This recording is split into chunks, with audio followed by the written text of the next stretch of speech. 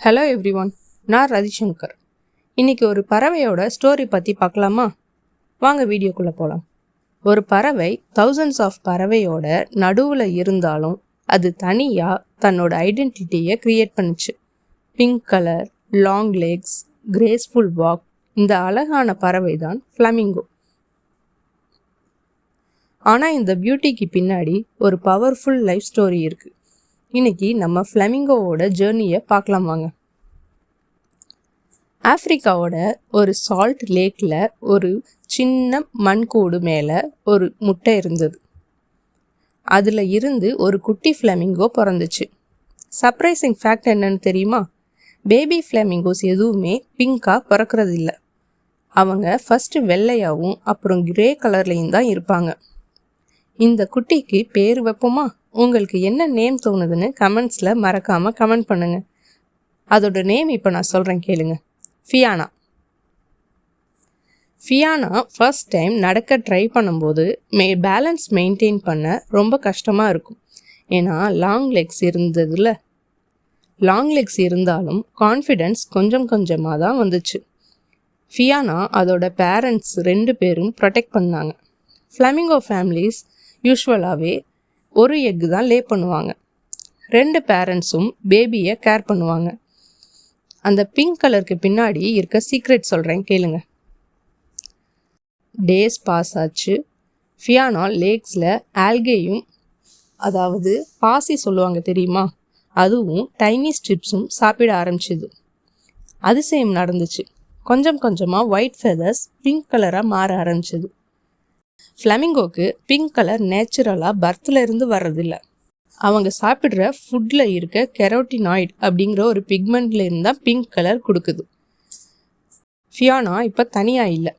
Thousands of ஃப்ளமிங்கோஸோட சேர்ந்து ஒரு huge காலனியில் வாழ்ந்தாங்க. எல்லாரும் ஒன்றா சேர்ந்து மூவ் பண்ணுவாங்க, எல்லாரும் ஒன்றா சேர்ந்து ஃபீட் பண்ணுவாங்க, எல்லாரும் ஒன்றா சேர்ந்து ஃப்ளை பண்ணுவாங்க. பிகாஸ் நமக்கு தான் நல்லா தெரியுமே, unity is their biggest strength இல்லையா? ஒரு சம்மர், லேக் ஆல்மோஸ்ட் ரொம்ப ட்ரை ஆகிடுச்சு. நம்மளாலே தண்ணி இல்லாமல் இருக்க முடியல. சம்மர் சீசன்ஸில் பறவைங்க எப்படி இருக்கும்? ஃபுட்ஸ் ரொம்ப கம்மி, நிறைய பேர்ட்ஸ் வீக் ஆனது. ஃபியோனா கிவ் அப் பண்ணலை. ஹோல் ஃப்ளாக்ஸோட சேர்ந்து, அதாவது எல்லா பறவைங்களோட சேர்ந்து ஹண்ட்ரட்ஸ் ஆஃப் கிலோமீட்டர்ஸ் ட்ராவல் பண்ணாங்க புது லேக்கை தேடி.